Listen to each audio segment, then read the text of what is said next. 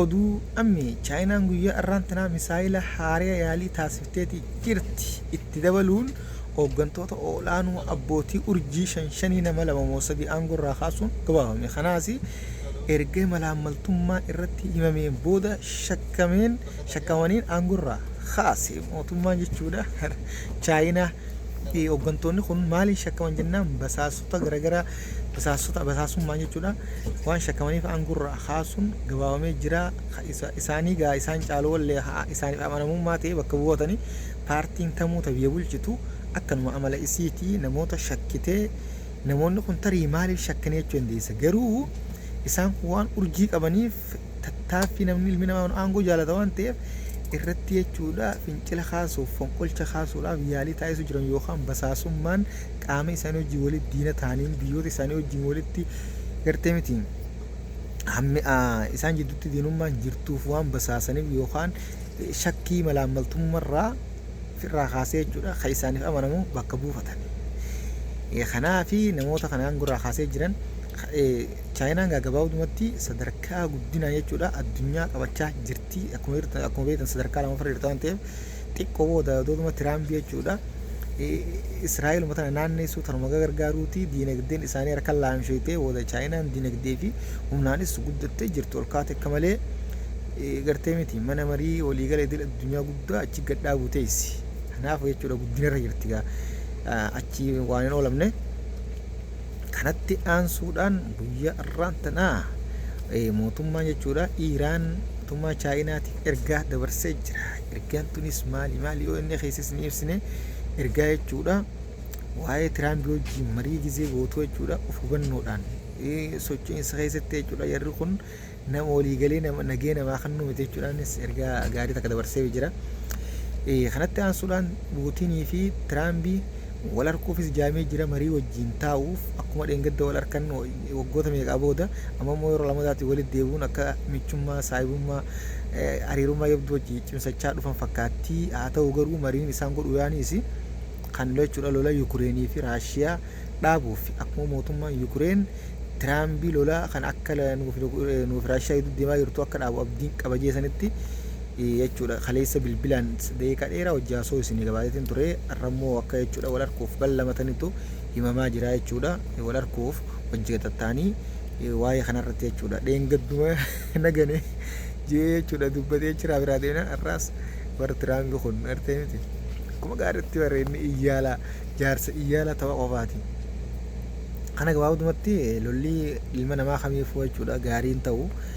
inshallah. Kanaaf rabbii lola haadhaa lolli ilma namaa kamiifuu ta'u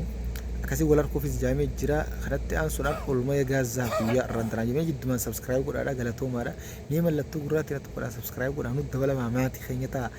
Oduuleen akka guyyaan isin bira geessu akka isin hin dabarrettiin isin hin jaa. Olmeni gaazaa guyyaa irraantanaa akka gaariitti ifaa bareedaa gammachuudhaan as deemaa jira. Haa ta'u garuu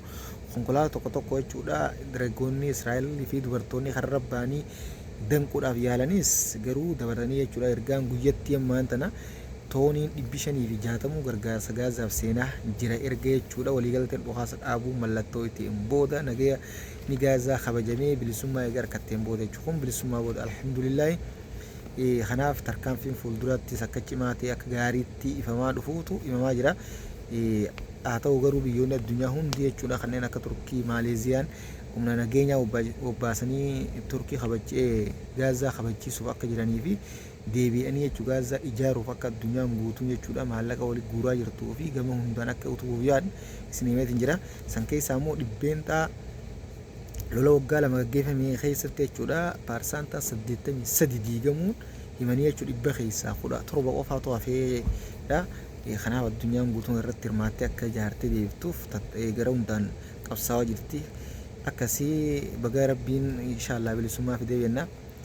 Kanatti aansuudhaan Keeniyaan guyyaa irraantanaa sirna awwaalcha raayitaa Odinga irratti jechuudha hirmaachuudhaan mootummaan Somaaliyaa Hassan Shimaawuutis achirratti argamuun waliin sirna awwaalchaa godhaaf oolanii. Kanatti aansuudhaan biyya teenya oduu biyya keessatti isinii deebina. Itiyoon guyyaa irraantanaa Dr. Abiyyiin daawwannaa hojiitiif magaalaa Roobee jechuudha Baalee Roobee daawwatee gaarran Baalee hunda keessa deemuudhaan iddoo turizimii jechuudha turizimii biyya teenya tan filatamtu taatee fi lafa qonnaan beekamtu Baalee daawwatee akka gaariitti jechuudha asaas taasisee jira jechuudha. Dhugatti gaa Baalee biyya badhaatu biyya waa hundaan jechuudha faayamtee tan jechuudha addunyaan guutuun daawwattu tan faranjoonni dhufee daawwatu bineensonni gaara san keessa jiru biyyoota biraa keessatti hin argamu gaarran biraa keessatti hin argamu akkasuma lafa maasis diida waalee jechuun diida Baalee ittiin jechuudhaan akkasii maqaa boggaasee fi diidota jechuun bakka qonnaa lafa akka Suudii keessatti akkasii iddoon qonnaan beekamtu tan galii mootummaafis galchituu fi lafa kan ajaa'ibsiisaa akkasumatti Baalee roobee lafa qonnaan beekamtuuti lafa jechuudha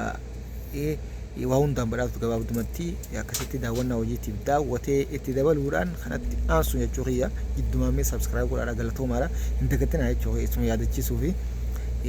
tiyoon ammoo humna waraanaa guddaa kumaandoo ammayyaa'oo jechuudha leenjisaa jiraachuu kumaatamaan lakkaawwan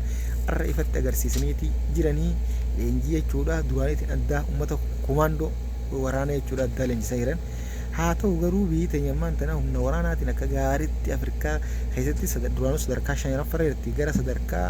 3ffaa 2ffaa irratti ol dhiyaachaa jirti jechuudha. Tokkoffaa Huseenuuf ta'is akka jechuudha guyyaa guyyaan humnoota garaagaraa gartee miti leenjisaa jiru kanaan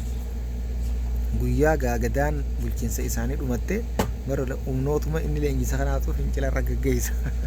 fonqolcha irra gaggeessa jechuu kiyya akkasii hundaafuu jechuudha. Abiyyiin nama hojiitti amanu gaahii inni jechuun abbaa hojiiti waan ta'eef hojjetee uummata hedduu agarsiisaa jira. Kanaaf jechuudha hojjetu silaa hojii ittuma fufaa hanga carraa jiraachuu qabu hojjetee waan gaarii hojjetuunis waan gaariidha.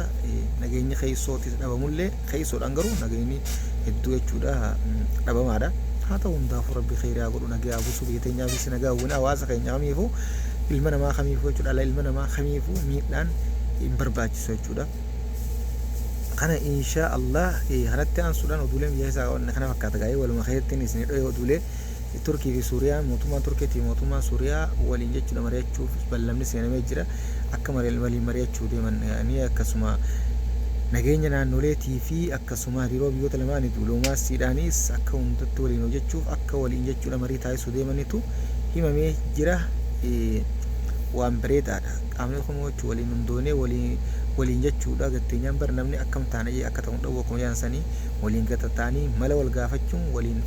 fala harkachuudha jaansanii akkasii jabaadha jennaan kanatti aansuudhaan Pakistaanii fi Afgaanistaan lolli Pakistaanii fi Afgaanistaan jidduu deemaa jiru akka malee jabaatee jira turtii waliigaltee dhukaasa dhaabuu sa'a 48 jechuudha waliigalamus haa ta'u garuu inumaa lolli sa'a 48 waliigalame kun kanuma akkuma ranjiisanitti walitti qophaa'uuti fakkaatu guyyaa arraan tanaa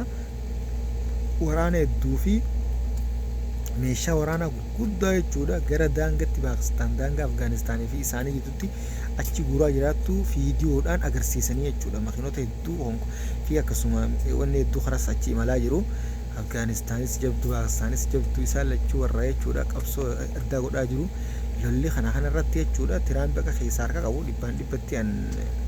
yaada kiyya jechuudha maaliif jennaan Afgaanistaan wajjin hanga inni wal dhabdee fi itti deddeebiidhaan jechuudha gaafachaa jiru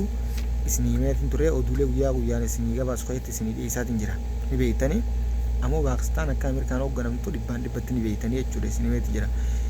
kanaaf jechuudha akka itti fincila Imraan Khaan irratti gaggeessan keessoo isaa yoo nuumeetti yeroo biraa isiniif hima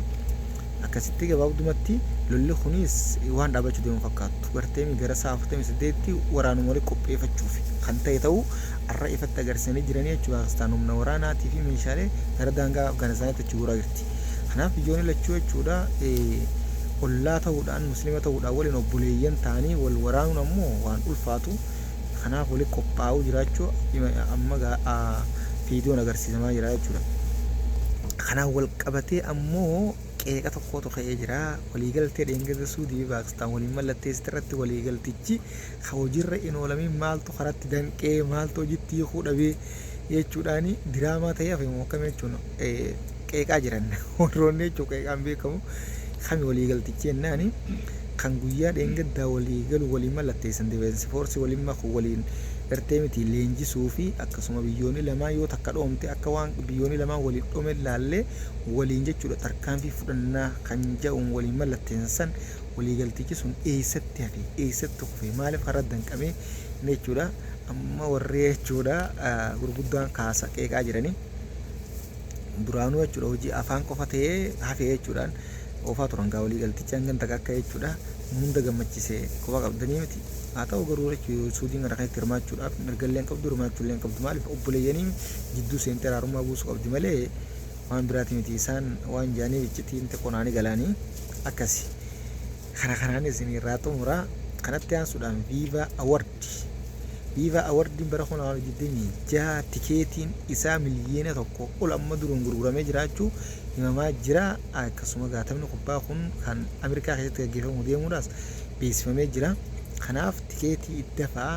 qophiidha hara hundaan bana waan ta'eef itti dhiyaadhaadha bitadhaa jechaa jiran waamicha hara hundaan jechuudha kanaaf viiva awardiin bara 2026 haala gaariin haala ho'aa nama hima duruun jechuudha sadarkarra jira kana isin jenna kanatti aansuudhaan mee jidduun gaa mallattoo gurraatti irratti godhaan subscribe godhaa galatoomaa jabaadhaa inshallah nus jabeessaa isin jenna ammoo jechuudha maatii keenya taatanii dabalamuun oduulee guyyaa guyyaan bal'ina isii keessoo isiitii hojii akka dhageeffataniif isin gargaara isinis fayyada waa hedduu addunyaa irratti waa hedduu dhageeffachuu waa hundaa garuu waa hedduu adda baafachuun sammuu namaatiifis abdeetii haaromsa qalbiiti waan ta'eef kanaaf waan gaaruma jechuudha waan adda addaatii fi rakkoo addunyaa irra akka jirtu beekuu qabdanii kanaaf waa hundaa'u barnoota guddaa taati kanaaf oduuleen gaa guyyaa irraan tanaatti qabannee guutuun kana fakkaata kan biraatiin hanga walitti deemetti shirgoodhaaf facaasaa akka isin miidheessu oduu ammeeti oduu biraatiin hanga walitti deemetti inshaallah turtii keessanaaf turaan isin galatoomaa ammoo maatii keenya ta'an dabalamaa subscribe godhaa. Assalamu alaikum warahmatullahi wabarakatuh.